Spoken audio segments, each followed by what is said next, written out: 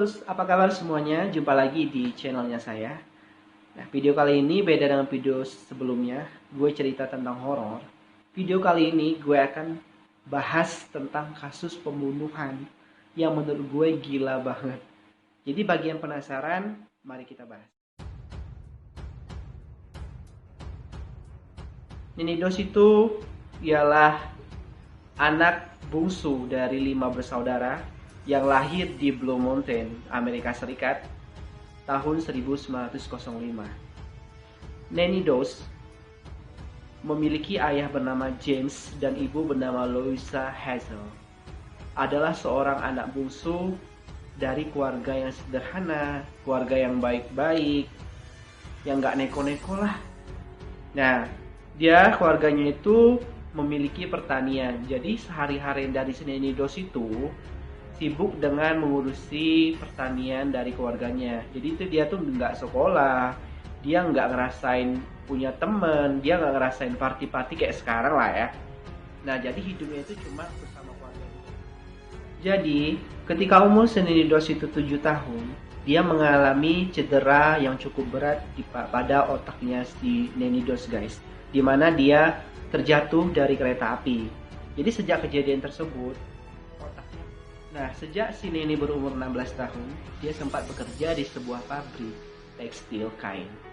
Di pabrik itulah dia bertemu sosok pria yang bernama Charlie Bridge. Si Charlie Bridge ini mulai menyukai si Nanny, guys. Jadi hanya berselang 4 bulan saja berkencan, mereka berdua pun memutuskan untuk menikah. Pada tahun 1921, Nanny dan Charlie menikah dan dikaruniakan 4 orang anak dari pernikahan tersebut. Nah, mungkin karena masih muda, si Nanny 16 tahun udah nikah. Mungkin dia belum siap menjadi ibu, belum mapan menjadi ibu rumah tangga. Muncullah konflik-konflik di dalam rumah tangga mereka, guys. Mungkin udah merasa jenuh si Nanny ini, dan mereka pun berdua memutuskan untuk bercerai pada tahun 1928. Dan naasnya lagi, dari 4 anaknya itu 2 anaknya pun meninggal, guys, secara misterius karena keracunan. Jadi sejak perceraian Nanny dan Charlie, Nanny pun kembali ke rumah orang tuanya, guys. Jadi dia bersama anak terakhir dia mengurus anaknya dengan orang tua kandungnya. Namun si Nanny ini merasa kesepian lagi. Dia kembali dengan hobi dia membaca novel, membaca cerita-cerita yang romantis. Sejak saat itulah dia mengidam-idamkan pasangan kembali.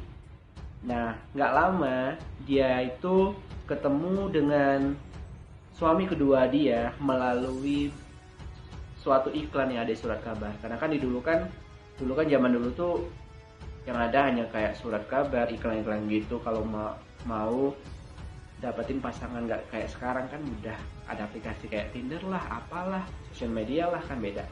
Nah, jadi saat itulah berselang hanya 11 hari mereka bertemu dengan suami kedua dia yang bernama Frank Harrelson. Ternyata suami kedua dia ini orangnya beda dari apa yang dia ekspektasikannya. Suami kedua dia ini ternyata pecandu alkohol, keras orangnya, pelaku KDRT, dan hal itu pun membuat Nanny tidak tahan. Meskipun pernikahan Nanny dan si Frank ini sudah berlangsung sekitar 16 tahun, guys.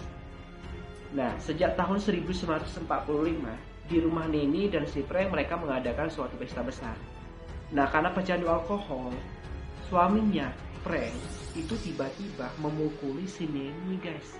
Memukuli si Nanny sampai si Nanny itu nggak bisa ngapa-ngapain lagi. Nah, sejak kejadian tersebut, si Nanny pun merasa dia orangnya yang udah beda.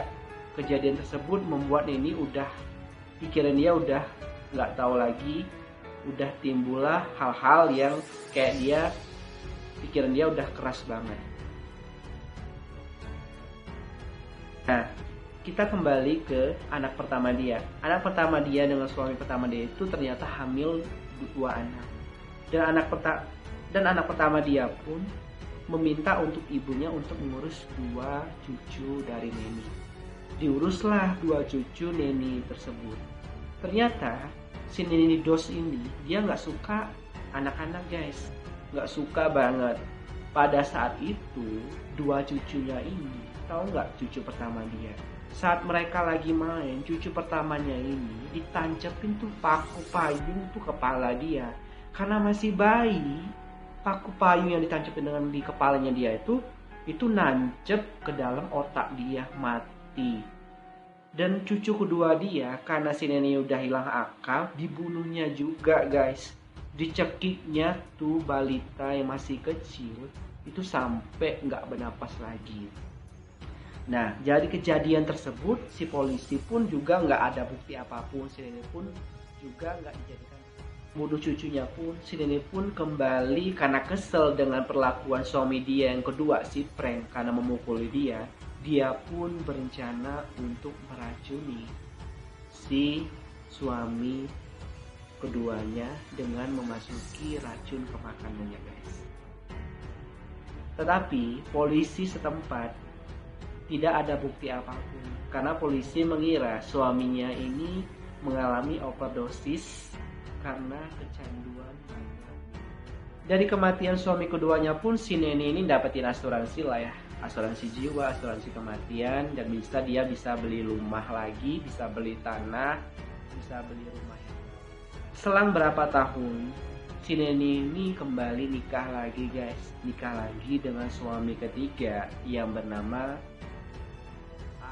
Dan naasnya lagi, si Arlie ini ternyata orangnya nggak sesuai ekspektasi dari si Neni Dos. Si Arlie ini laki-laki yang suka main wanita, pecandu alkohol, dan itu membuat si Neni ini pusing. Timbullah KDRT lagi guys, seperti suami dia yang pertama tadi. Nah, nggak lama kemudian, selang mereka bernikah pada tahun 1952, ternyata si Arlie Lanning ini dikabarkan meninggal akibat keracunan makanan. Dan polisi pun mengira, karena dia sering minum juga, polisi mengira si Arlie ini mati atau meninggal akibat kecanduan alkohol dan membuat dia. Nah, setelah kematian suami ketiga dia si Arlie itu, tiba-tiba rumah si Annie Dos itu kebakaran, nggak tahu kenapa ya.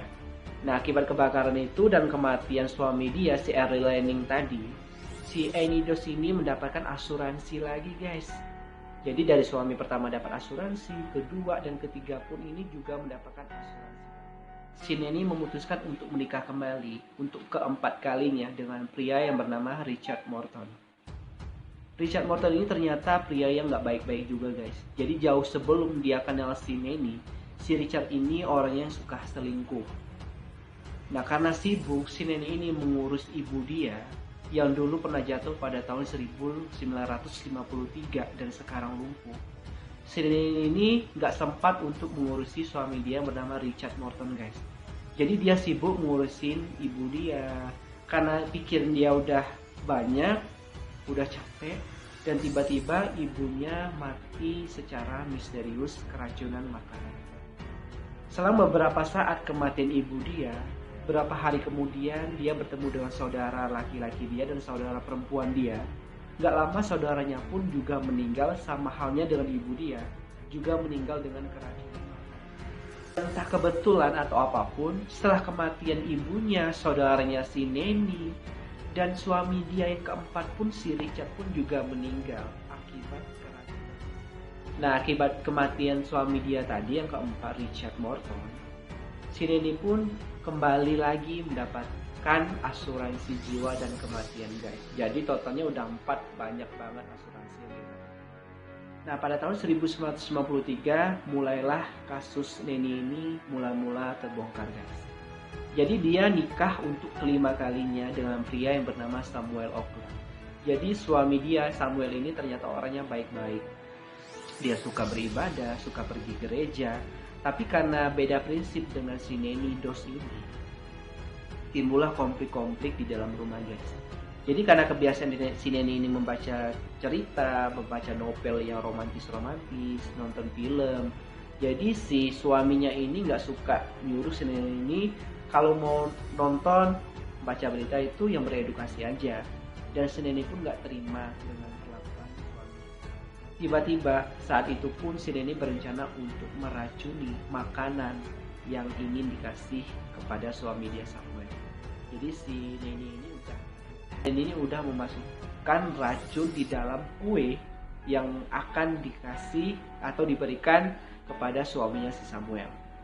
Dan suami Samuel pun tiba-tiba jatuh pingsan dan langsung dibawa ke rumah sakit. Jadi sebulan kemudian, si Neni pun kembali berencana untuk meracuni suami dia Samuel. Dan saat itu pun suami dia Samuel meninggal dunia akibat keracunan makanan. Jadi dokter yang menangani suami dia tadi Samuel itu curiga, kok suami dia sebelumnya baik-baik aja udah sembuh, kenapa tiba-tiba 1 bulan kemudian meninggal dunia. Jadi dokter yang menangani proses suami Neni Samuel tadi berencana untuk melakukan autopsi. Jadi guys, seperti yang kita tahu tuh, untuk melakukan autopsi itu kan perlu persetujuan dari pihak keluarga ataupun pihak istri. Nah, jadi karena dokter itu ingin melakukan autopsi, pastilah si Neni ini nggak akan mau. Karena kan dia tuh yang ngelakuinnya, yang ngeracunin suami dia.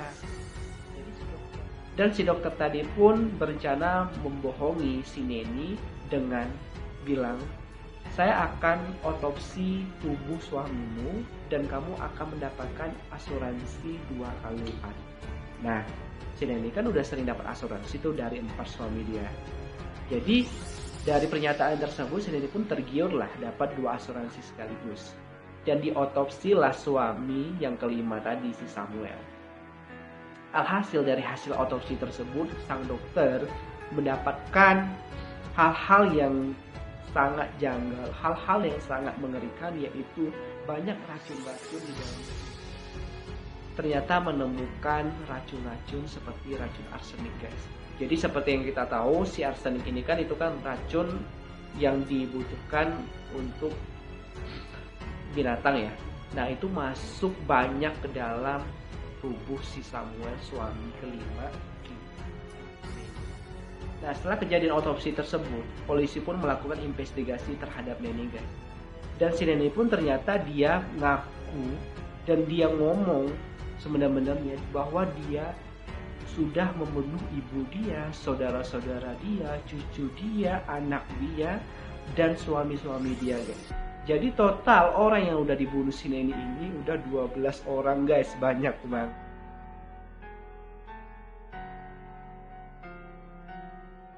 Semenjak kejadian tersebut, polisi pun menjerat Neni Dos ini tersangka dan dijerat hukuman penjara selama seumur hidup guys. Sejak dijatuhi hukuman penjara selama seumur hidup, Neni Dos dinyatakan meninggal pada tahun 1994 guys, di sel penjaranya sendiri. Dan para masyarakat pun berspekulasi ya, Neni membunuh suami dia, itu kenapa?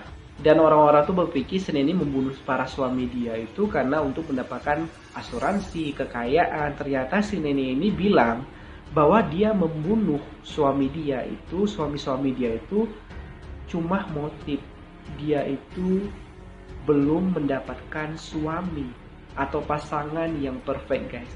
Jadi karena dia dulu hobi baca novel tentang cerita-cerita romantis, jadi dia tuh si Neni ini ngidam-ngidamkan pasangan yang perfect, yang sama kayak novel yang dia.